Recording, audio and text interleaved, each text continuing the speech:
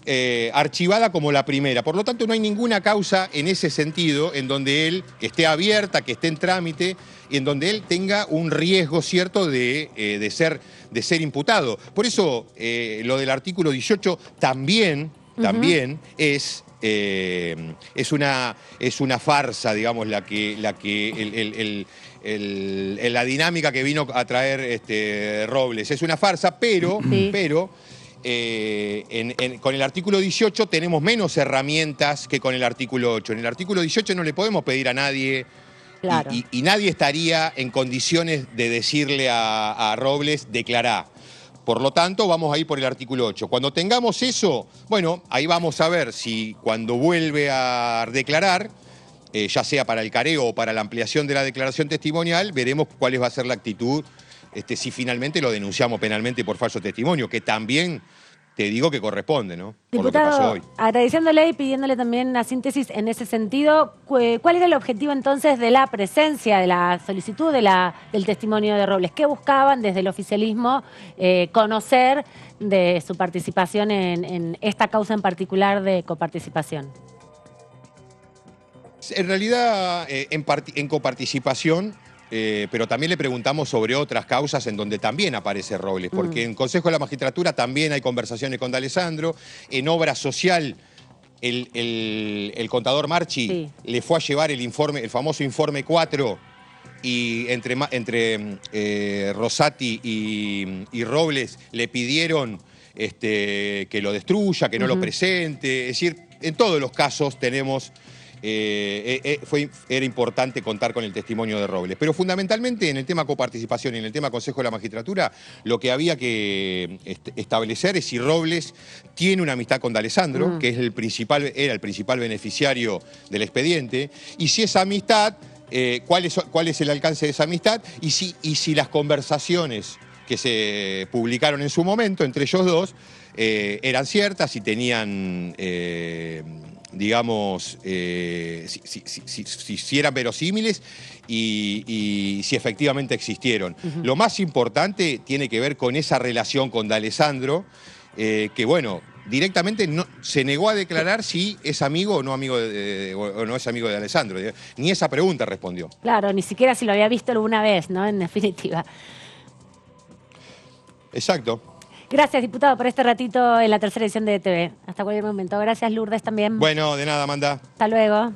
Gracias, un placer como siempre. Ahí lo dejamos al diputado Teilade, que estuvo largas horas también preguntando en esta comisión, que no solamente lo tuvo a Silvio Robles como su principal testigo, sino también estuvo presente el secretario letrado de Causas Originarias de la Corte Suprema, que ya había estado en algún momento aquí en la Cámara de Diputados contestando también preguntas como testigo, y uno de los especialistas, un contador especialista en coparticipación, justamente para dar cuenta de estos mecanismos que se están analizando en este contexto. Pero como estamos así, porque hoy es un día de mucha actividad y cada vez que está juicio político cuesta mucho después entender y decodificar toda la información, podemos contar con la presencia del diputado Pedrini del oficialismo de la provincia del Chaco. ¿Cómo anda, diputado? Buenas, ¿cómo están? Manuel Bueno, Pedrini, gusto, bienvenido. Como siempre, estar en tercera edición. Viene cada vez que termina la comisión de juicio político a tratar de poner un poco en orden tanta información que se vuelca en estas comisiones. 7 largas horas de trabajo y como 5 horas con Robles, con Silvio Robles, testificando, tratando de sacar un testimonio. Exacto. En un momento te vimos ahí un poco Sí, sobrepasado. Bastante, lamentablemente, infructuosa esta idea de tener un testimonio. Fue el único funcionario de la Corte que no hizo ningún tipo de manifestación a los diputados. Otros funcionarios de la Corte, aún de mayor rango, ¿No aportó nada entonces en todas estas 5 horas de preguntas? Lo que aportó fue un derroche de cinismo y de oscuridad, ¿no? Si hay una crítica que tiene el Poder Judicial es que es un poder retrógrado, monárquico, oscuro, donde no hay ningún tipo de publicidad de sus actos. Y bueno, este señor vino a ratificar, a darle la razón a quienes piensan esas cosas del Poder diputado, Judicial, ¿no? No hay ninguna declaración de Robles que a ustedes les haya hecho entrever o dilucidar cuál fue el rol de él en el tema, por ejemplo, coparticipación.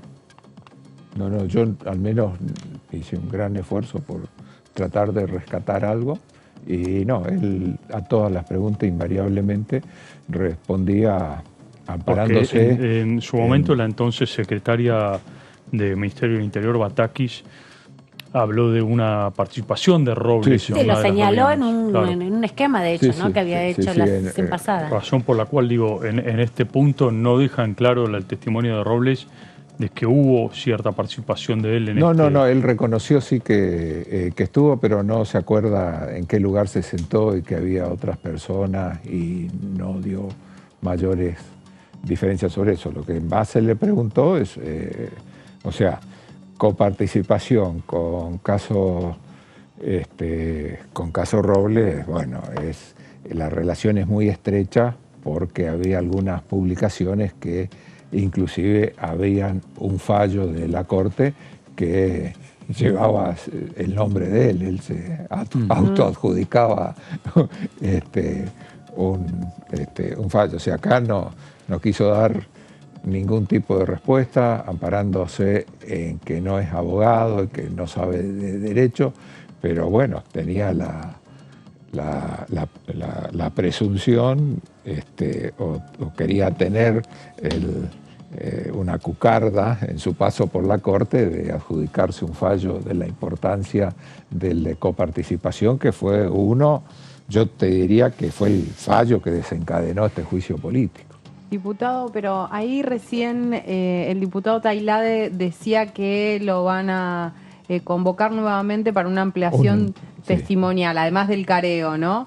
¿Por qué cambiaría su accionar Robles frente a una nueva audiencia? Él se ampara en un artículo, ¿no es cierto?, una acordada interna del Poder Judicial, donde se refiere al deber de recato, de no difundir de no dar ningún tipo de información sobre las causas judiciales, ¿no? Bueno, él se ampara en eso para no responder absolutamente nada. Entonces lo que se va a pedir a la Corte es que la Corte lo dispense de esa eventual obligación al secreto que él dice tener. O sea, que levanten esa limitación que establece la propia ley de funcionamiento interno de la Corte. El artículo 8, el famoso artículo 8. El famoso artículo 8, al que habló del 8 y del 18. El 18 es el de la Constitución y el 8 el del reglamento ya de la... tenía ganas de jugar al 188, después de escucharlo a El grito Robles. un poroto. Sí.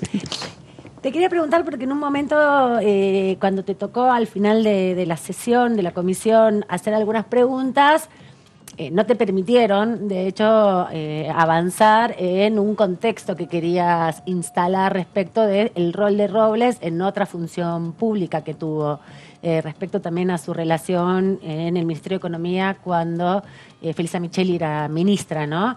No lo pudiste hacer. ¿A qué iba? ¿Qué querías tratar de explicar ahí? ¿Qué querías contextualizar? Él estuvo con Rosati, según lo que se sabe. Después fue este caso que hubo en el Ministerio de Economía, un caso muy recordado, y después la operatoria que hubo,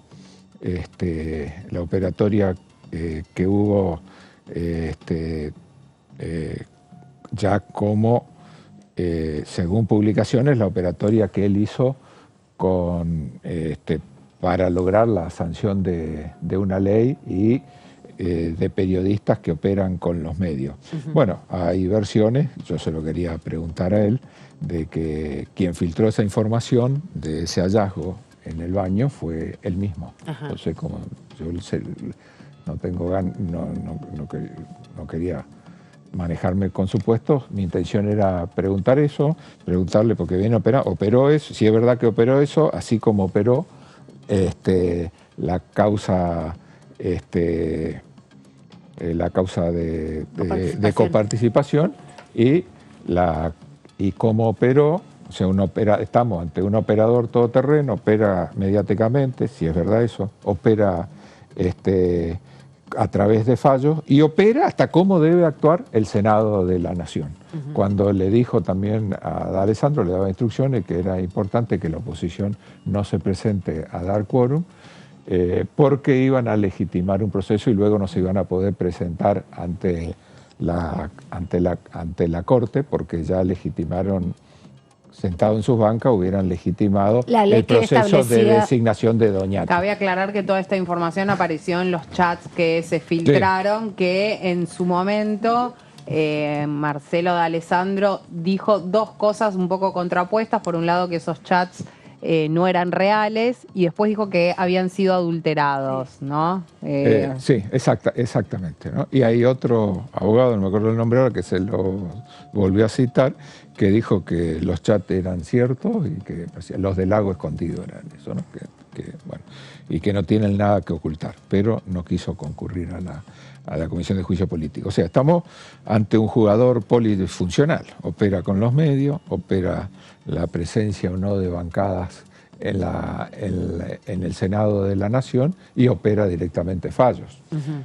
Bueno, no pude llegar a preguntar todo eso. Y ese hilo que yo quería preguntarle a él, justamente tenía que ver con esas secuencias. Con esas tres secuencias. Diputado, ¿y consideran que es el testigo más importante en lo que tiene que ver con el tema de coparticipación puntualmente, Silvio Robles? Sí, junto con D'Alessandro, ¿no? Creo que son testigos muy importantes. Había cuenta de las publicaciones y la aspiración de este señor de tener un fallo que lleve su nombre. O sea, el fallo Robles. Tamaño ego, bueno, vos te imaginas, yo quiero tener un fallo de la Corte, qué sé yo, el fallo Pedrini, el fallo Amanda, que alguien tenga un fallo de la Corte que lleve su nombre. Bueno, estamos ante ególatras consumados, este personaje, como decía yo. Pero bueno, no pudimos hablar de todas estas cuestiones. ¿Pudieron definir el vínculo de Robles con Rosati puntualmente? Que en lo que hoy fue la audiencia. No, de él yo no. Pues se le preguntó varias veces. Sí. No, lo único que queda claro es el cargo, que es el cargo de director. Ni siquiera explicó qué hacía, porque varias veces el diputado Moró le preguntó qué tarea llevaba. Y él se amparaba en el famoso artículo 8.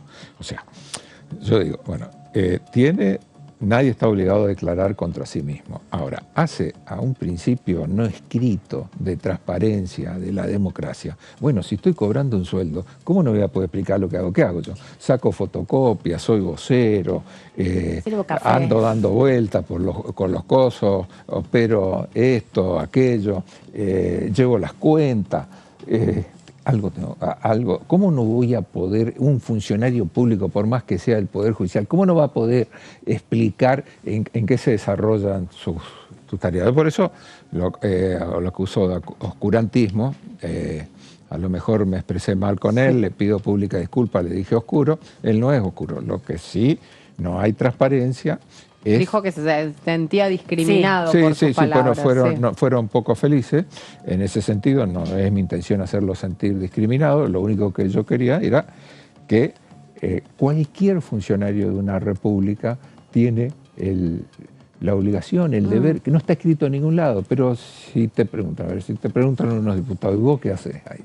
Bueno, yo soy chofer, me dedico a hacer operaciones periodísticas, me dedico a publicar artículos. En realidad tengo un listado de los fallos más importantes de la Corte y voy por los distintos jueces pidiéndole, preguntando cómo van, si lo van a tratar, no Claro. lo van a tratar, qué fecha Todo, tendríamos. Bueno, lo que sea, ¿no es cierto? No sé qué tendrá, qué funciones tendrá, pero bueno, designación de personas, porque se lo involucró en un caso de contrato, bueno, me dedico a eso, a ver el perfil de las personas que van a De trabajar. hecho, su compañera Natalia o no. Monayer, cuando vino a dar testimonio, le preguntaron esas actividades y las contestó. Sí, bueno, absolutamente. Diputado, lo cambio de tema, le pregunto porque el presidente de la Nación estuvo ayer en Chaco, su provincia, y después del acto que hubo, se reunió con los familiares de Cecilia, la joven asesinada. Convirtió, o por lo menos trasladó un tema que ustedes digo ustedes porque en su momento usted estuvo aquí, lo habló esto también con nosotros, hemos hablado con otros legisladores del Chaco que vinculaban el tema estrictamente a un caso policial y el presidente parece haberlo llevado al plano político. ¿Qué repercusión tiene esto, tuvo esta reunión y qué repercusión puede tener este caso en las elecciones, en las PASO del 13 de agosto? Bueno, creo que fue muy oportuna la presencia del presidente y que reciba a Gloria, que es la mamá de Cecilia, y que hayan lo fundamental es la tranquilidad y la confianza en el presidente que transmitió la madre de Cecilia después de esos encuentros. Creo que se sintió acompañada ni más ni menos que por la primer magistratura de Argentina y el presidente le garantizó lo que todos venimos reclamando y lo que todos venimos bregando ante que este juicio se esclarezca, que no haya impunidad y que los culpables paguen sus culpas, ¿no?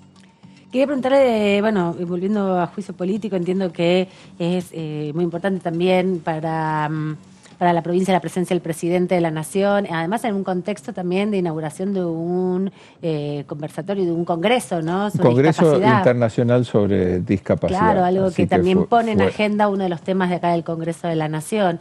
Pero retomando un poco el tema del juicio político, quería no dejar pasar la posibilidad de preguntarle con qué sensación se queda de la audiencia de hoy. Le preguntábamos también a Tailade y él decía, bueno, que le había parecido escandaloso, bochornoso lo que había pasado. ¿Cuál fue tu sensación? Porque vimos también que era muy tensa la relación con la oposición. De hecho, la diputada Oliveto al final planteó su incomodidad de todo lo que había sucedido en el día. ¿Qué conclusión o cómo definirías hoy esta audiencia, ya que tenemos casi todas las audiencias? Creo que fue una expresión de un funcionario, de un típico funcionario de un sector del Poder Judicial, no de todos, de un sector del Poder Judicial, que no está dispuesto bajo ninguna circunstancia de dar cuenta de sus actos ante el pueblo. En este caso, ante los representantes del vulgo, que vendríamos a ser los diputados. Aquí tenemos que andar explicándole a estos tipos, Claro. cualquier tipo. Creo que un supino desprecio por la democracia, por la falta de transparencia, por la República. Y bueno, él trasladó acá ese espíritu oligárquico de una parte del Poder Judicial. Creo que estamos ante esto, o sea, vos viste, siempre digo yo, el Poder Judicial es el poder menos republicano, ¿no? Tiene resabios monárquicos, esto de que no haya límite al mandato de los jueces, que no paguen los impuestos, que no tengan que rendir cuentas, porque no rinden cuenta de nadie. O sea, ahí lo tenés con la obra social. La obra social, ajena al control de la superintendencia de obras sociales del país. Es la única, están ahí, y están ahí, y pierden 70.000 millones, 30.000 millones, no sabemos cuántos, según 1.500. 3.000 millones dijo Marchi, ¿no? Que se perdieron. Por no ponerlo a plazo fijo. Por no ponerlo a plazo fijo, esa es la cuantificación que tenemos. Y después no hay control de nadie, de nadie. Bueno, solo por ellos mismos, obviamente que por ellos mismos. Y lo mismo sucede con absolutamente con todo, ¿no? Ellos están en otra dimensión, ¿no? Diputado, Sí, por mi parte, el resto de los mortales. Lo último, ¿qué lectura hace usted de la decisión de D'Alessandro de no presentarse hoy? Planteó que era por temas personales y demás, pero ¿qué lectura hace usted? Bueno, que quiere esquivar su presencia ante esta comisión de juicio político. Creo que yo no hablo de los chats, hablo de las conversaciones publicadas entre ellos, derivó en un hecho grave. Primero en su pedido de licencia y después en el pedido de renuncia que le hizo el candidato a presidente ahora, Larreta, ¿no? Que, bueno, eso, o sea que algo, si no, ese fue el hecho determinante por el que derivó primero en una licencia y a posteriori directamente en una renuncia. O sea que esas conversaciones que se filtraron tienen dejos de realidad, si no, no hubieran ocurrido estos dos acontecimientos. De hecho, le preguntaba a Mara Brauer sobre las consecuencias en la Corte, ¿no? Porque hacían estas citas, esa relación con el impacto en la Ciudad de Buenos Aires y el desplazamiento de D'Alessandro. Claro. Como preguntando si había pasado algo similar en la Corte, bueno, no hubo respuesta en definitiva. No. Ninguna. Ninguna, absolutamente. Nada, no pasa nada, nunca pasa nada. Ahí están. Qué sé yo, ya es un tema probado, ¿no? Lo que hicieron con la obra social. Y bueno, y está absolutamente sin control de nadie, ¿no? Por eso yo insisto con que este juicio político es la única ventanita que tiene la sociedad para ver algo de todo lo que sucede ahí. Y quería relacionarlo un poco con lo que decía Martín, que te preguntaba respecto al impacto del caso, de la situación, de la desaparición, de no saber lo que pasó finalmente con Cecilia. Sí. Justamente en Chaco, si esta perspectiva de mirar lo que pasa en la Corte Suprema de Justicia repercute en el resto de los fueros, ¿no? Y en el resto de la justicia. ¿Tiene un impacto de entender, de no entender, lo desvinculan? ¿Cómo lo analizás teniendo tan en el centro de la escena en Chaco también el rol de la justicia a partir de esta situación, ¿no? ¿Se puede vincular? ¿Hay que pensarlo de manera separada? ¿Cómo entenderlo en definitiva? Bueno, el caso del Chaco es la anticorte, ¿no? Ahí se dio una paradoja que yo te diría que, bueno, siempre hay que buscar un punto de equilibrio en todas las cosas. En el Chaco la publicidad de los actos de la justicia es extremo, te diría, ahí no hay secreto. Se llegó por primera vez que en la historia, creo yo, que los fiscales llamaron a una conferencia de prensa para anunciar la prisión preventiva de estas personas. Fue tal la presión social que cuando se dicta una prisión preventiva, ¿a dónde se dictan? El expediente y queda ahí. Bueno, se llamó una conferencia de prensa y la necesidad también de tener permanentemente a los fiscales informando en los medios. Diferenciarse de esa mirada sobre... De esa mirada retraída, oscura, sí, acá es... Un poco transparente de la justicia. Acá es al revés, ¿no? Hay un accionar hipertransparente. Y la otra cuestión que sucede en el Chaco es que ayer, 31 de julio, comenzó el concurso de oposición y antecedentes para designar a un juez, a una vacante, en el Superior Tribunal de Justicia de la provincia. El Chaco es la única provincia que tiene concurso público de oposición y antecedentes para designar a un juez. El Consejo de la Magistratura después tiene que tomar el resultado que se dio ahí. El gobernador no tiene que elegir ni una terna ni nada, tiene la obligación de designar al que dice el Consejo de la Magistratura, que toma al que ganó el concurso. A ese concurso lo organiza el Consejo de la Magistratura. No, y al que el Consejo de la Magistratura declara ganador o que tiene el principal puntaje en antecedentes y oposición, el gobernador Lo tiene que nombrar. lo tiene que designar. Aclaremos la sí diferencia o sí. del Consejo de la Magistratura a nivel nacional, que ahí se hacen los concursos también, pero se eleva una terna a la Presidencia de la Nación y la Presidencia de la Nación decide de esa terna quiénes enviar. Sí. Esa es la diferencia. Claro, Acá hay una determinación mayor. claro, lo que yo te estoy diciendo es que vos tendrías que...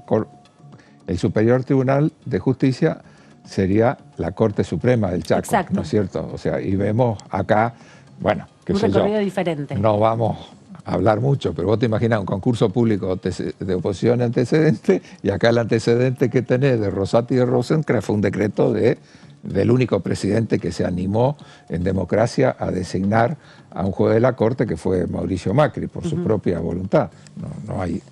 No hay antecedentes de un hecho de esas características, ¿no es cierto? Después vino la ratificación del Senado, pero fue de tal gravedad que ellos no asumieron. Bueno, y la última buena noticia también viene del interior, que es La Rioja, donde se propone la temporalidad del mandato de los jueces. Ajá. Por eso, ese es un resabio monárquico. Que los jueces estén de por vida es antirrepublicano, porque un principio básico del republicanismo es la temporalidad en los mandatos.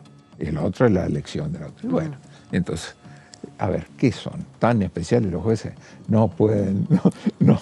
Una vez que asumen tienen que estarse hasta los 75. Sí. Si quieren cambiar eso en La Rioja. En La Rioja quieren cambiar, quieren poner un plazo. Creo hay un antecedente ya, a mi entender muy bueno, que es el de Salta, donde el procurador tiene un mandato de 10 años. Ajá. Eso ya está vigente en la provincia de Salta. Bien. Así que, bueno, te estoy hablando de Salta, De La Rioja, de, de La Rioja y del Chaco. Los avances que hay en las provincias en general después Bueno, impactan acá. hablando de provincias y hablando de federalismo vinculado a esto, y justamente uno de los temas que se trató aquí, que es el tema coparticipación. Sí. Digo, todo esto se llega justamente porque hay una deuda pendiente del Congreso, del Poder Legislativo con la Constitución, que es no haber aprobado una ley de coparticipación tal como lo rige el artículo de la Constitución que fijaba el año 1996 como tope para establecer una nueva ley. ¿Estamos muy lejos todavía de tener una ley de coparticipación? Sí, porque no se está hablando de la misma. Entonces, sí. No está en el debate, ni siquiera en el debate de campaña. No está tampoco en el debate Ahora, de usted campaña. que es un hombre del interior, ¿no ve que es necesario? Hoy hay un centralismo en la distribución de fondos, casi un unitarismo, por no ponerle nombre y apellido, digamos.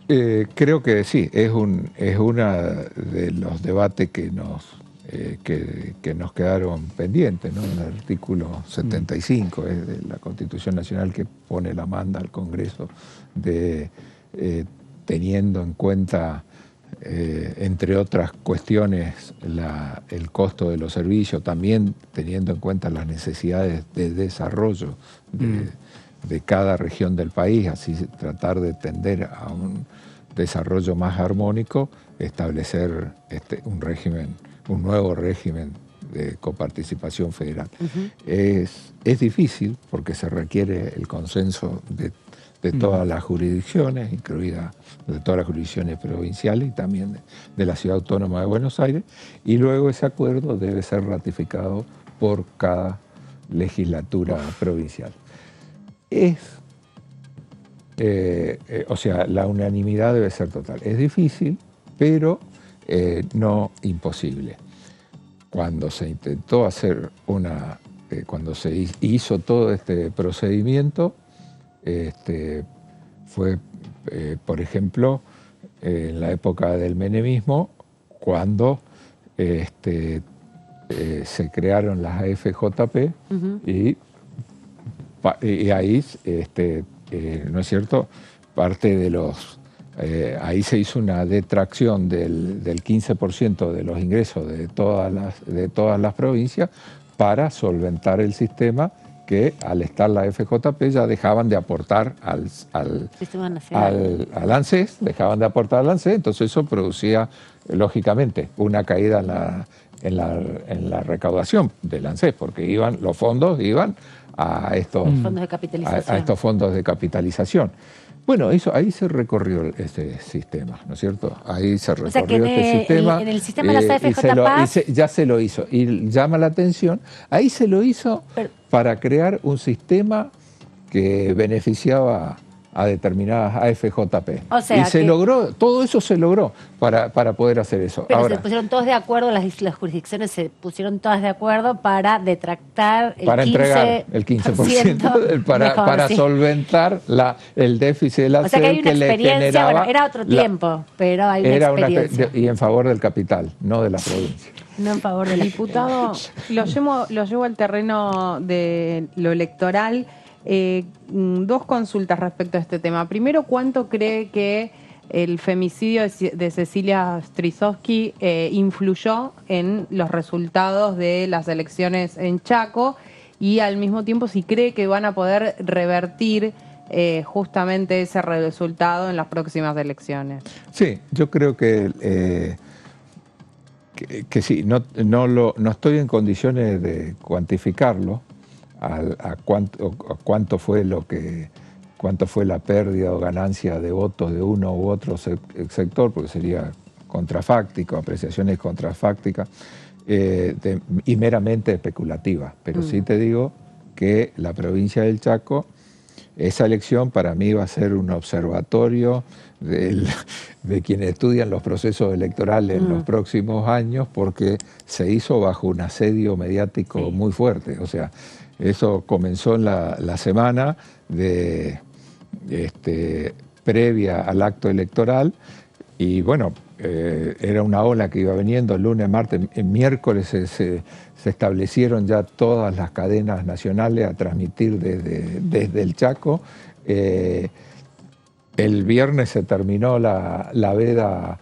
El viernes comenzó la veda política a las 8 de la mañana y viernes, sábado y domingo cadenas nacionales en una campaña focalizada y encarnizada contra el gobernador capitanista. Y eso tuvo su repercusión. Lo que yo estoy seguro que eso influyó sobre el resultado. Lo que no estoy es en condiciones de darte porcentajes, pero sí que eso ocurrió.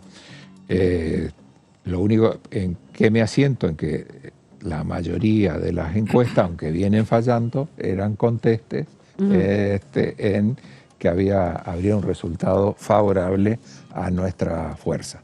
Terminamos perdiendo por 5 puntos. ¿Y en las próximas elecciones creen que se puede modificar eso? En el Chaco tuvimos una experiencia, la anterior elección. En la anterior elección... ¿En el 2021? 2021 a mí tuve el privilegio de encabezar la lista y perdimos las PASO por 11 puntos, no por 5, por 11 puntos. Y luego ganamos, y luego las ganamos a las elecciones por 1,5 puntos, casi 2 puntos. Y si uno suma la cantidad de votos que sacaron los intendentes, históricamente el gobernador capitanista en el Chaco era un tractor que hacía subir los votos de los intendentes. Él era el que traccionaba. Él traccionaba las listas de intendentes en todos lados. Bueno, esta elección, después de lo que pasó, nos encontramos con que la suma de los candidatos a intendentes quedó a 1.300 votos nomás de diferencia de la suma de las dos listas de Juntos por el Cambio. Y después hubo otro fenómeno en las PASO, que hubo en muchos distritos electorales, hubo personas que se presentaron con lo que se llama, peronistas que se presentaron con lo que se llama la lista corta. Como hubo 4 listas de candidatos a gobernador peronista, hubo muchos que en sus pueblos se presentaron solamente como candidatos a intendentes. Bueno, eso suma 29.000 votos, pero con identidad peronista. Y no apoyaron a ningún gobernador. O sea, solo para intendencia. Se presentaron solo para intendencia. Y eso ustedes analizan que puede traccionarse ahora viene la elección de gobernador y esto es otra situación. Lo otro es que Se dice perdimos, si se suman las dos. Nosotros no tuvimos interna en nuestro espacio, claro. pero las dos listas de Juntos por el Cambio, uno el que ganó Esdero y otro nuestro colega Juan Carlos Polini, sí. Bueno, no siempre se retiene todos los votos, ¿no es cierto? Sí, yo creo que muchas veces, bueno, es factible retener todos los votos de tu opositor y no sé, eso hay que verlo.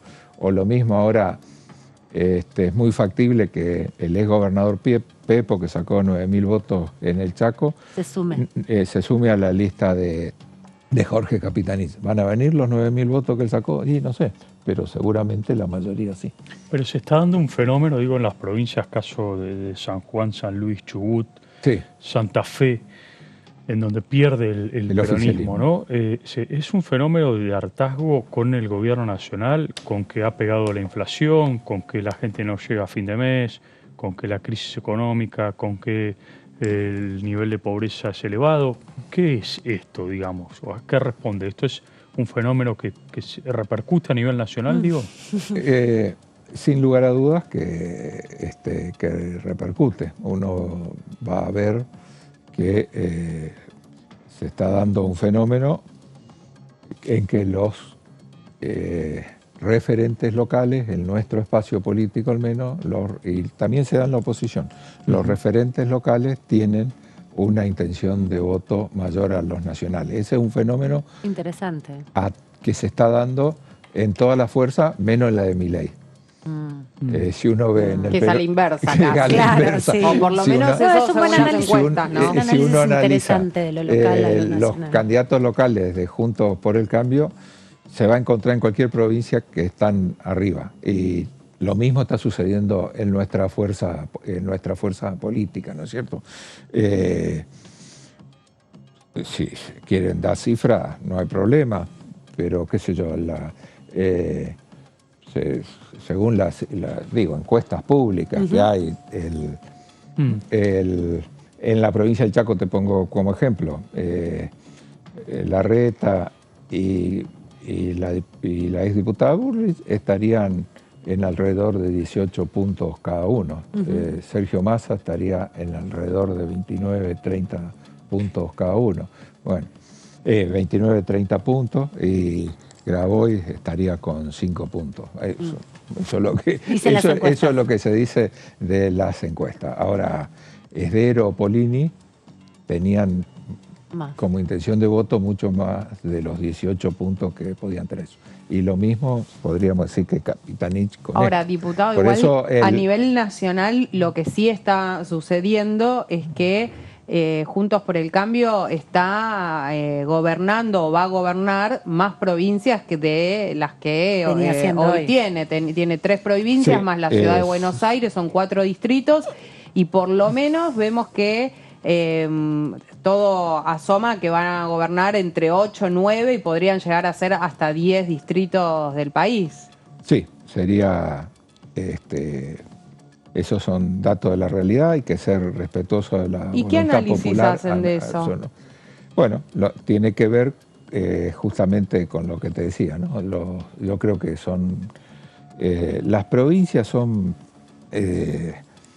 influye lo nacional, influye, pero creo que son particularidades lo determinante en el territorio son las particularidades del territorio. Así creo yo. No es que está ajeno a la otra, a la influencia, ¿no es cierto?, de lo que sucede en nación, sino que es una influencia menor. Lógicamente, si uno lee las encuestas, que el principal problema de los argentinos es la inflación, bueno, nosotros somos los principales perjudicados de esa situación, sin lugar a dudas. Ahora, ¿en qué hacemos hincapié? En que estamos generando empleo, en que el plan de obras públicas sigue avanzando y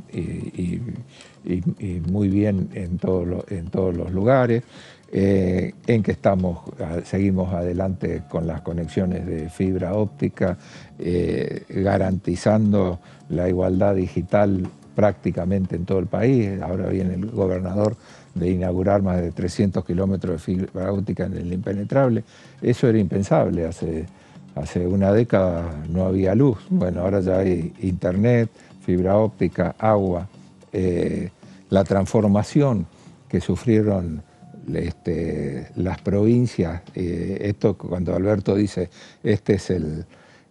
soy el más federal de los porteños, bueno, realmente lo reconoció en los hechos. Usted ve, el gobierno nacional lo ve en crisis, con déficit. Ahora no hay provincia deficitaria prácticamente. Tampoco, también los municipios, por eso la mayoría son reelectos. Bueno, esa es una situación que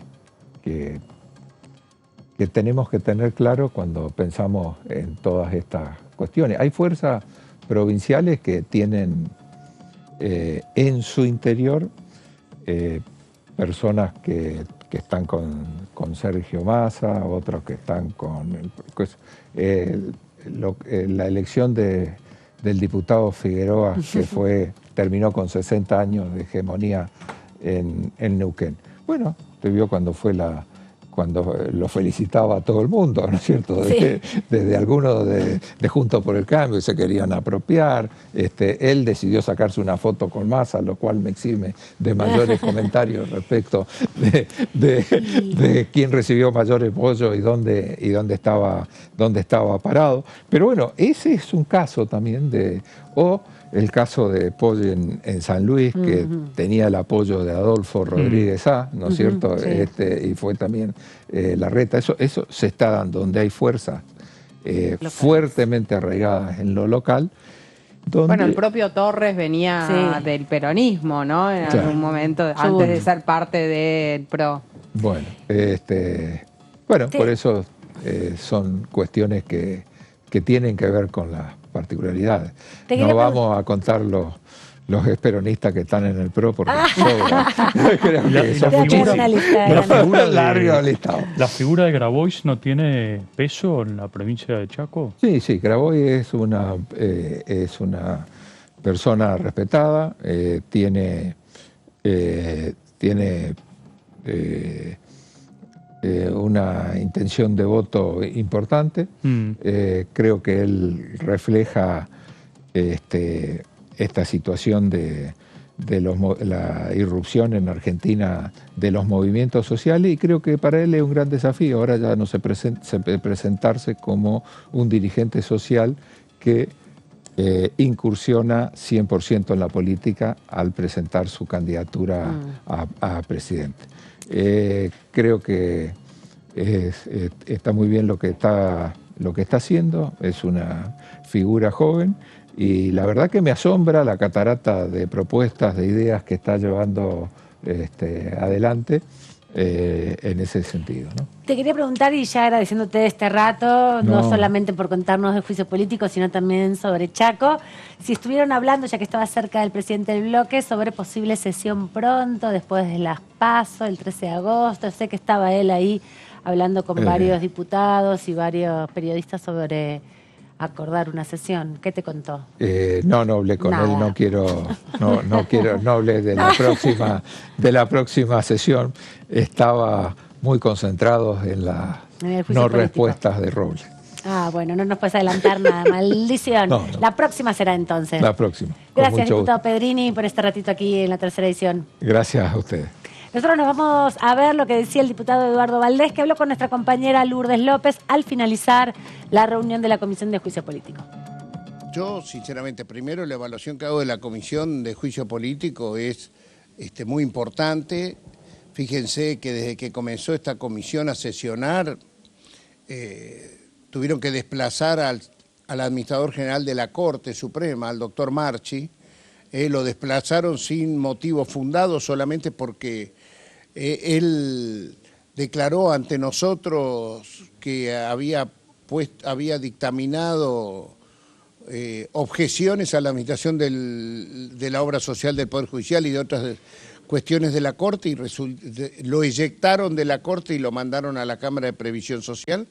Y a su vez, también desde que empezó este juicio político, también echaron al administrador general de la obra social del Poder Judicial, el doctor Tonón. O sea que en ese aspecto la Comisión de Juicio Político se nota que en la Corte ha generado, por lo pronto le hemos dado visibilidad a algo oscuro. Oscuro como ha sido la declaración ahora del testigo Robles, ¿no? Que demuestra la omnipotencia con la cual se maneja él y Rosati, porque casualmente tenía la gran oportunidad de demostrar que el motivo por el cual iniciamos en ese juicio político, en el cual yo soy el que hizo la acusación, fue precisamente cuando nos enteramos por medios públicos que había diálogos entre Robles y D'Alessandro, el ministro de Justicia y Seguridad de la Ciudad de Buenos Aires, acomodando el fallo de la cooperación. Nosotros no iniciamos el juicio político cuando salió el fallo. Mucho después, cuando aparecen por información pública diálogos entre este señor, Silvio Robles, en nombre de Rosati, con el ministro de Justicia y Seguridad, Horacio Rodríguez Larreta, donde le dice, hice este fallo a imagen y semejanza de usted, no te olvides de ponerle fallo Robles. Eso fue un paradigma que le costó la renuncia al ministro de Justicia y Seguridad. A ver, esa información pública, acordémonos, le costó el cargo a Marcelo D'Alessandro. Larreta lo separó del cargo de ministro de Justicia y Seguridad. Por eso, lo de hoy hubiera esperado que venga a aclamar su inocencia y podría haber declarado todo lo que él le adjudican y no hizo. Pero bueno, hizo todo al revés.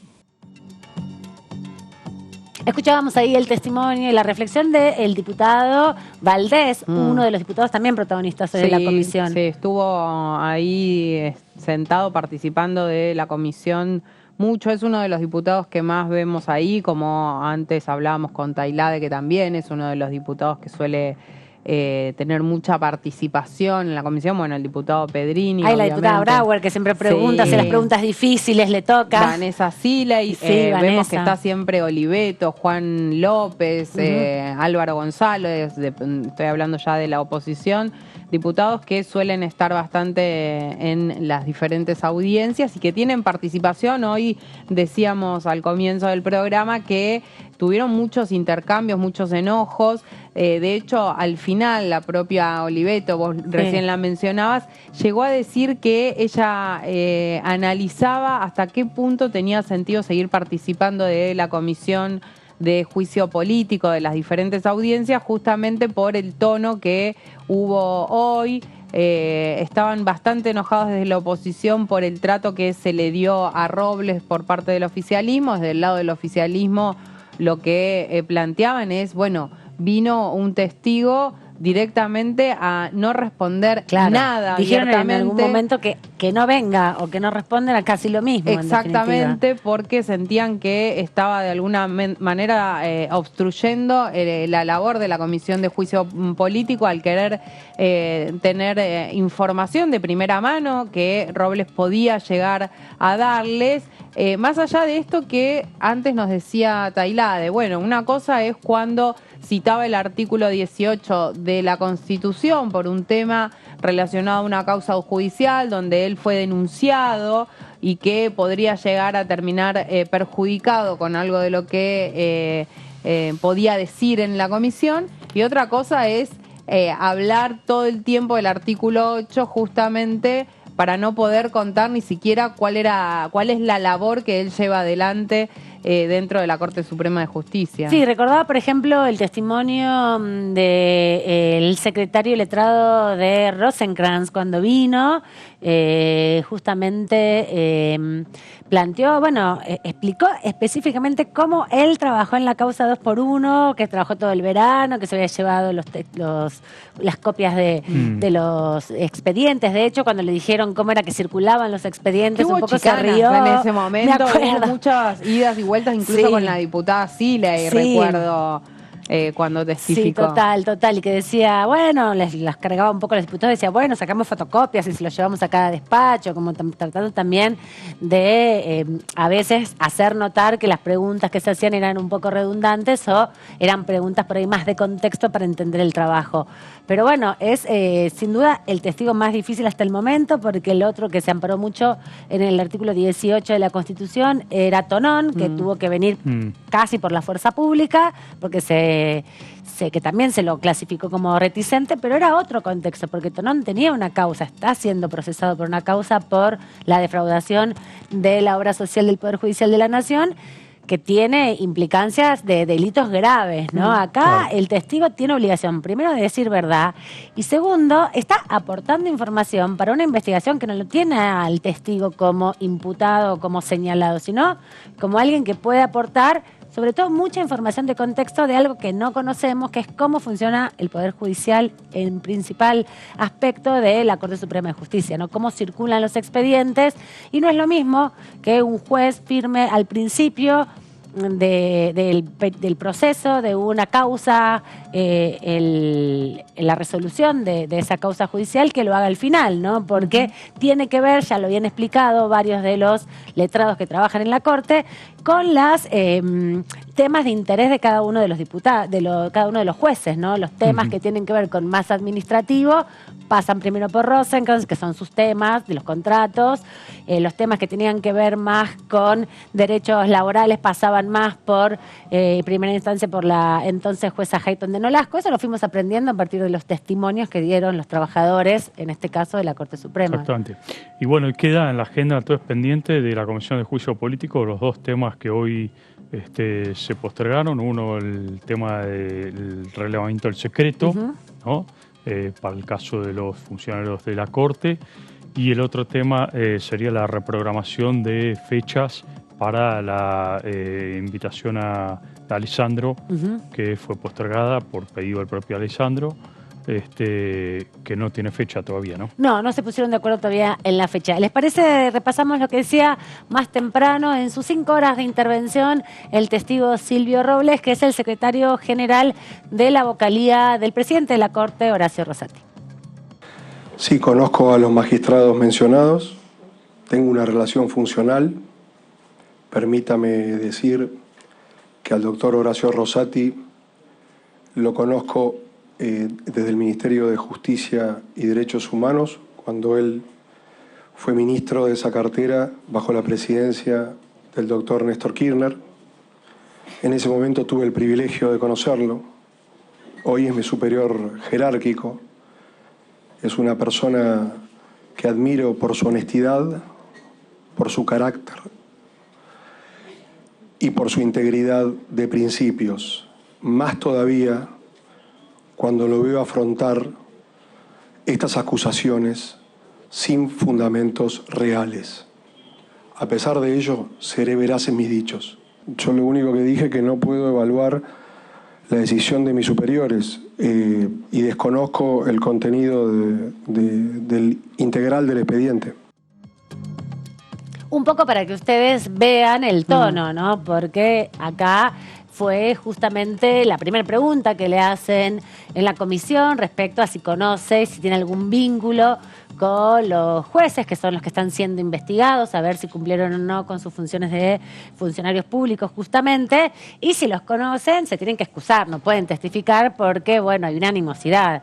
Hasta ahora todos los que lo conocen, los conocen por sus tareas, ¿no? Porque son superiores o porque trabajan hace muchos años en la Corte Suprema. No es el caso de Robles, que ingresó en el 2016 cuando fue nombrado por decreto y luego, bueno, con todo el proceso ya de acuerdo del Senado, el juez Horacio Rosati, que en ese momento era un juez de la Corte, ahora ya hace un año es el presidente del tribunal. Sí, Robles también en muchos tramos de su declaración consultó y preguntó a los diputados y a las diputadas que le repitieran la pregunta, que no entendía qué es lo que le estaban preguntando, más allá de los momentos en los que se amparaba en el artículo 8 y en el 18, estos dos artículos, para, bueno, decir que no podía dar información, pero en muchos tramos se terminó embarrando todo en estas preguntas de los diputados, las diputadas, repreguntas y demás, y en, bueno, los cruces que decíamos entre el oficialismo y la oposición en función de las preguntas que se le hacía a Robles. La verdad que hubo algunos tramos donde también el oficialismo se lo notó ya cansado, un poco con algunas declaraciones o con algunos planteos un poco llamativos en términos de lo que suele ser la Comisión de Juicio Político. Recién el propio diputado Pedrini decía, bueno, yo me disculpo si dije algo ofensivo por algo que le había dicho en un momento a Robles, que él ahí se sintió ofendido y demás, pero bueno, también tiene que ver con la cantidad de horas que estaba llevando esta audiencia, ya casi al final. Estaban todos un poco malhumorados. Sí, y además también lo que es interesante ver en este proceso de juicio político, en este tipo de audiencia testimonial, es lo complejo, ¿no? Que se da. Preguntan, repreguntan. De hecho, Robles más de una vez dijo, eso ya me lo preguntaron. Le decía, se dirigía a la presidenta de la comisión, le decía, eso ya lo respondí. Como fastidiado también en su actitud, bajando el micrófono, manipulándolo, en una situación que genera más tensión todavía, ¿no? Porque los diputados no obtienen las respuestas que quieren, el testigo es una y otra vez requerido por las mismas preguntas, se vuelve un poco complejo. Pero bueno, es parte también de del sistema de testificar. Uno, como se supone que no tiene que mentir, bueno, cuando sospechan que no se está haciendo muy claro con las cosas que se preguntan, insisten. Sí, y una y otra vez Robles dijo que lo acusaron falsamente, que intentaron construir una historia en base a calumnias, ¿no? Esa fue un poco la respuesta permanente que utilizó a lo largo de todo su descargo. Lo veíamos recién cuando decía y adjetivaba sobre su jefe, que es el juez Rosati, hablando justamente de sus valores y de su trayectoria como profesional. Ahora vamos a escuchar la participación de Alejandro Rodríguez, sí, específicamente Alejandro Rodríguez, porque había dos Alejandros, Rodríguez y Otero. Alejandro Rodríguez es justamente uno de los secretarios de la Secretaría de Causas Originarias de la Corte Suprema. Como recordamos, hay 9 secretarías dentro de la Corte Suprema que analizan por temas distintos conflictos que tiene que entender la Corte Suprema, pero la de Causas Originarias es la, digamos, secretaría más trascendente en definitiva, porque las causas que tienen que ver con conflicto entre el Estado-Nación y algún distrito provincial o incluso entre las distintas provincias son aquellas causas en las que entiende solamente la Corte Suprema de Justicia. No puede intervenir ningún otro fuero, ninguna otra instancia, porque son las que originalmente les toca dirimir. Las otras son, bueno, procesos de recurrir a las distintas instancias judiciales, la primera instancia, la Cámara Federal y luego llegar a la Corte Suprema, pero estas, donde están involucradas el Estado-Nación y las provincias, son originarias de la Corte Suprema de Justicia. Y de esta manera se refería justamente uno de los secretarios letrados de esa secretaría, Alejandro Otero. El contexto en el que se fijó el porcentaje del 1,40 fue el contexto de salida de la crisis del 2001. La ciudad hasta ese momento estaba recibiendo una suma fija de 157 millones de pesos y a posteriori de la crisis del 2001 y en la medida en que la economía se fue recuperando, la recaudación nacional y también la de las provincias y de la ciudad autónoma comenzó a crecer. Cuando la recaudación y por ende la masa coparticipable comienza a crecer, se da una situación muy dispar entre las 23 provincias y la ciudad autónoma de Buenos Aires. Las 23 provincias, en tanto, tienen un coeficiente fijo, fijado por la ley de coparticipación 23.548, apropiaban, en la medida en que crecía la masa, una porción creciente de los recursos, mientras que la ciudad seguía con los 157. Entonces, en ese contexto, la ciudad avanzó conversaciones con el Gobierno Nacional, avanzó negociaciones para equiparar su situación con las de las provincias y obtener también un coeficiente. Esa conversación se daba en un contexto, además, donde había reclamos cruzados entre la Nación y la provincia, entre la Nación y la Ciudad Autónoma de Buenos Aires por distinto tipo de cuestiones que hacían a las relaciones financieras mutuas y también en relación a la negociación que llevaba la ciudad y en el contexto de la Nación con el Fondo Monetario y la cuestión del déficit.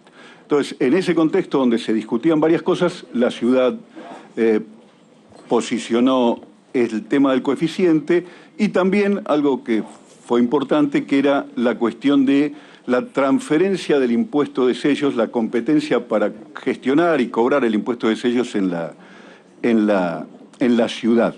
Entonces, en ese contexto se llega a la fijación del coeficiente del 1,4, y el 1,4, el coeficiente se fijó como lo que representaba ese 1,4, tomando en cuenta los 157 millones que recibía la ciudad de coparticipación en relación a la base que representaba en el año 88, cuando entró en vigencia o cuando se aprobó la ley de coparticipación, no me acuerdo si al 88 o al 87, pero a fines de los 80, cuando entró en vigencia la ley 23, sí, pero la ley tomaba, no podía ser inferior a la del 87, decía la ley 23.548. Entonces se tomó en cuenta lo que representaba y así se fijó el coeficiente. Alejandro Otero, contador magíster, uno de los testigos que estuvo participando, que dio un detallado informe sobre el proceso de análisis de la coparticipación para el traspaso de la Policía Federal. Explicó todo ese proceso que se dio, que también lo había detallado semanas atrás la funcionaria Silvina Batakis, pero lo retomó también en contexto de la reglamentación argentina y señaló algo que ya lo había dicho Batakis también en su momento respecto a que los fondos para el traspaso de la policía no debían estar dentro de la masa coparticipable, sino deberían ser aportes presupuestarios. Dejó muy en claro que se terminó incorporando la transferencia de facultades del Distrito Nacional hacia un distrito local con parte de la coparticipación, cuando en ningún lado ni la Constitución ni la ley vigente de coparticipación establece esos requerimientos, sino que deja a entender, si bien no es tan taxativa la letra de la ley, que debe ser por aportes justamente del Tesoro Nacional a través del presupuesto nacional que se aprueba aquí en la Cámara de Diputados y en el Senado. Ahora sí vamos a escuchar a Alejandro Rodríguez, que es el secretario de Causas Originarias de la Corte Suprema de Justicia. Nosotros lo identificamos como en el ámbito de la Secretaría cuando la toma el secretario, esa fue la instrucción que yo recibí, de convocar a las partes, de convocar a las partes y explicarles que la Corte podía ser un ámbito de conciliación en el conflicto, y a esas audiencias comparecieron la dirección letrada de Ministerio de Economía de la Nación, el procurador de la ciudad, y comparecían, no sé si compareció algún funcionario de la Ciudad de Buenos Aires, estaba algún colaborador mío de la Secretaría y yo, nada más.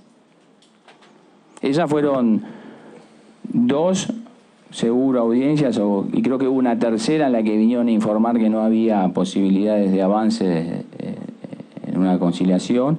Y después, creo que sí, al año siguiente, porque calculo que fue el año siguiente, la Corte convoca, presidido por los ministros, a una audiencia de conciliación que sí, esa fue presidida por los jueces. Perfecto.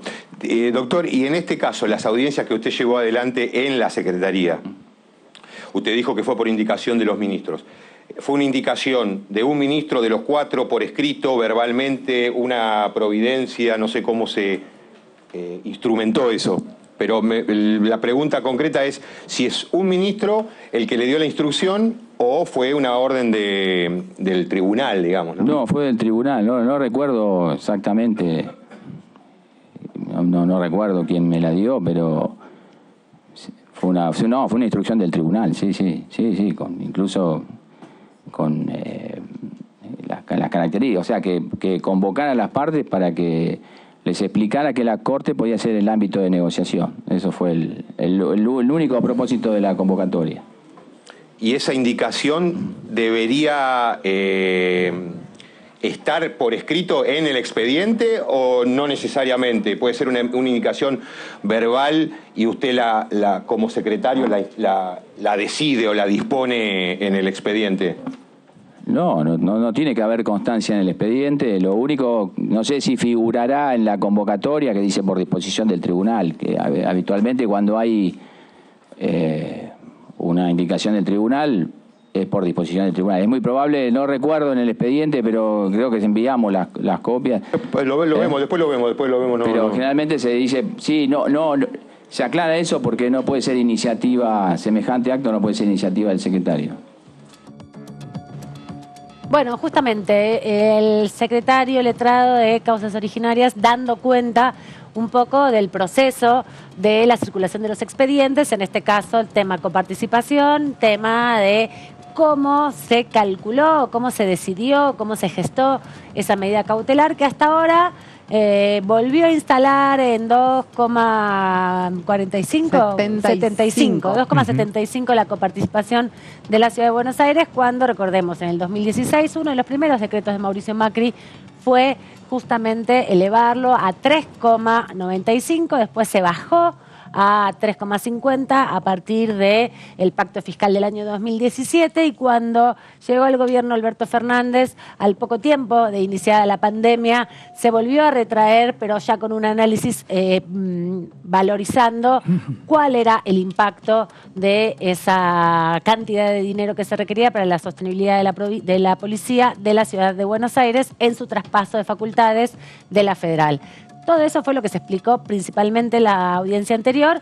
Hoy se quiso indagar un poco más cómo se gestó el fallo, que es parte de lo que queremos saber todos y todas, porque no es que los jueces objetivamente, cada uno separado, toman decisiones. Se consultan, analizan por qué van a tomar esas causas y dan una respuesta que, como bien nos decían los diputados, tienen un impacto hacia una de las partes que está en el conflicto. Sí, una de las hipótesis que manejan, o la principal hipótesis que manejan el oficialismo, es que se acordó ese fallo de la Corte Suprema entre los miembros del tribunal con, o por lo menos de algunos de los miembros del tribunal, con Juntos por el Cambio, con parte de la dirigencia de Juntos por el Cambio, se acordó ese fallo, y es detrás de esa hipótesis que van, y de ahí toda la información que trataron hoy de obtener en el caso de los testigos que escuchábamos recién, pero también de Robles, que por el momento no pudieron conseguir mucha información según ellos mismos dijeron. Bueno, tenemos actividad de comisiones. Mañana, ¿no? También. No todo pasa por el juicio político. Hasta la semana que viene. No sabemos cuándo se vuelve a juntar, pero seguramente lo que se anticipó Gailar es que por lo menos una reunión más de coparticipación va a haber, y seguramente otra más para que venga de Alessandro y ver si vuelve Robles con esto que tiene que hacer. Pero hay más actividades. Más actividad. Mañana va a haber reunión de la Comisión de Asuntos Constitucionales. Va a estar la titular de la Secretaría, la oficina de la Agencia de Acceso a la Información. Acceso a la Información, porque está el proyecto de ley de acceso, el nuevo proyecto de ley de acceso a la información del Poder Ejecutivo. Recordemos, para poner en su contexto, esto viene de larga data. La reforma constitucional del 94 fija por primera vez la idea de el derecho de acceso a la información para todos los ciudadanos. A partir de ahí se establece una ley que obviamente esa ley quedó muy atrasada por cuestiones de innovaciones tecnológicas. Claro, la ley de protección de datos personales es del 2000. Exactamente. De la época de la Rúa, imagínate todo lo que cambió hasta ahora. Entonces, Beatriz de Anchorena viene aquí a la Comisión de Asuntos Constitucionales un poco para explicar este proyecto de ley que, entre otros puntos, fija la actualización de la normativa. El nuevo proyecto de acceso a la información pública se destaca como temas relevantes la inclusión de los datos genéticos y biométricos dentro de la categoría de datos sensibles, establece la incorporación de principios de neutralidad tecnológica y la protección especial de los datos de niños, niñas y adolescentes. Ayer hablamos con el presidente de la Comisión de Legislación General, con Lucas Godoy, que si bien no es la cabecera, pero es otra de las comisiones, y nos comentaba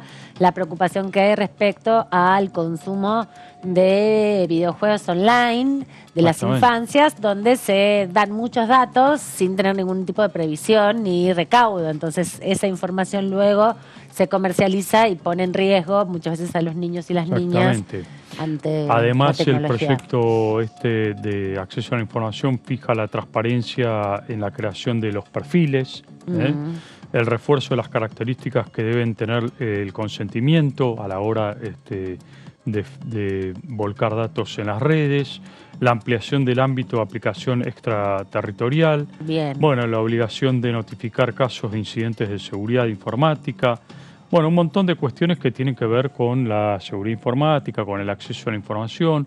Como decíamos, hay que actualizar esta ley que es del 2000 y que hay muchas cuestiones que quedaron muy atrasadas en el tiempo. También nos decía Godoy que hicieron foros en distintos lugares de la Argentina y un poco lo que viene a ser la titular del acceso de la Oficina de Acceso a la Información Pública de la Agencia Nacional es traer y volcar toda esa información, además del proyecto que nos contaba nuestra compañera Melissa Joffre, que había ingresado a mediados de el mes de julio, antes del receso invernal ahí. Pero también hay otra comisión, esa es a las 11, a las 14 va a haber otra comisión muy importante que también es en conjunto, la Comisión de Legislación del Trabajo y también la de Mujeres y Diversidad, porque retoman el debate con varios representantes gremiales y especialistas que van a estar exponiendo este proyecto de ley que busca modificar el régimen de licencias maternales, paternales y parentales en el contexto de la ley 20.744, que es la ley de contrato de trabajo. Recordemos que el Ejecutivo Nacional en el año 2022, en marzo del 2022, envió un proyecto integral de cuidados, donde también incorporaba las tareas de cuidados comunitarios, la creación de jardines maternales, de casas para la primera infancia y otras políticas también de cuidados, no solamente familiares, sino también comunitarios. Eso se repensó, se reevaluó y se llegó a la conclusión de que había contexto para avanzar por lo menos en la actualización de los márgenes de las licencias parentales, ¿no? Que hoy son 2 días para las personas no gestantes y 45 días para las personas gestantes, ¿no? Así es, y bueno, la idea es ampliar justamente ese número. Hay un proyecto del Ejecutivo Nacional en el que se trabajó bastante, pero bueno, seguía habiendo mucha discusión en la última reunión que hubo respecto a este tema. Había algunas diferencias entre el oficialismo y la oposición. Básicamente, desde la oposición lo que planteaban es que era necesario tener algún tipo de resguardo respecto a los cuestionamientos que pudieran hacer desde el sector empresarial en cuanto a las licencias, más allá de que es el Estado el que se va a hacer cargo del pago justamente de esas licencias, pero lo que decían es, bueno, ¿qué pasa con aquellos trabajadores, trabajadoras que decidan, bueno, tomarse la licencia, como estaría estipulado en la ley, y qué hace el trabajador con el reemplazo de esa persona durante el tiempo que el trabajador o la trabajadora esté de licencia? Y también se le va a sumar a los monotributistas, ¿no? Y autónomos, que era tema otro de los que temas quedaba ahí pendiente. Bueno, hasta ahora, la última reunión de hace algunas semanas atrás, antes del receso invernal, se había avanzado con esto y comentábamos también en estos días que la Oficina de Presupuesto de la Cámara del Congreso de la Nación ya había emitido un informe sobre la inversión que implica esta ley, ¿no? Esta modificación de la ley de contrato de trabajo. Pero hay más, no todo se termina mañana miércoles, el jueves también hay comisiones, se está convocando para las 11:30 a la Comisión de Peticiones, Poderes y Reglamento, donde van a estar discutiendo la creación de una comisión investigadora sobre la reforma constitucional en la provincia de Jujuy, la creación de esta comisión sobre pueblos indígenas con competencia en los temas referidos a la promoción de los derechos de los pueblos indígenas, según la Convención 169 de la Organización Internacional del Trabajo, que regula la relación con los pueblos originarios y los territorios. Es una comisión investigadora Sí. de la reforma de Jujuy. Sí, ¿no? quieren crear esta comisión a partir de esta reunión de la Comisión de Peticiones, Poderes y Claro, Reglamento. Una exactamente. comisión que se reúne poco porque trabaja temas muy específicos. Y surge esta idea a partir del conflicto generado en Jujuy de público conocimiento, donde hubo enfrentamientos entre grupos indígenas, el gobierno de Jujuy. Sí, una represión muy fuerte que de hecho la marcha del Malón por la Paz llegó hoy, ¿no? Acá en las inmediaciones del Congreso. Exactamente, donde la reforma de Jujuy impulsada por Gerardo Morales lo que establece es la potestad del Poder Ejecutivo para el uso y usufructo de las tierras de los sectores indígenas, ¿no? Con lo cual esto generó mucho debate y polémica en Jujuy. Y llegan aquí al Congreso y eso va a estar sucediendo el jueves 11:30 de la mañana. Gracias, Martín, por esta tardecita, Por favor, Amanda, ratito. Gaby, un gusto. Nos vemos en cualquier momento. Gaby Vulcano, el viernes aquí nos encontraremos. Nos vemos aquí. A ustedes los dejamos con toda la información de TV. Sigan con ello.